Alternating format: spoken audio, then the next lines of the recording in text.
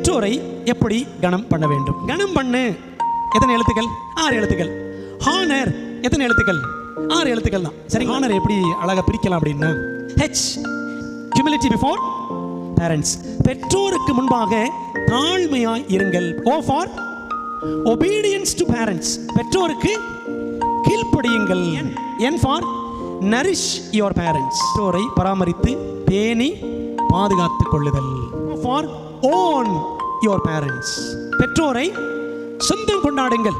You for unity with your parents, பெற்றோரிடம் சேர்ந்தே இருங்கள். R for respect your parents, பெற்றோரை மதியுங்கள். அதான் சொல்லுவாங்க ஒபே அட் ஒன்ஸ் அப்படின்னு சொல்லுவாங்களே, சொன்ன உடனே கீழ்ப்படியும். அதுதானே, அதான் மரியாதை, பெற்றோர் கொடுக்குற மதிப்பு. டிலேட் ஒபீடியன்ஸ் இஸ் டிஸ்ஒபீடியன்ஸ், தாமதமான கீழ்ப்படிதல் அதுக்கு பேர் என்னவா? கீழ்ப்படியாமை தான். பிள்ளைகளே கவனிக்கிறீங்களா?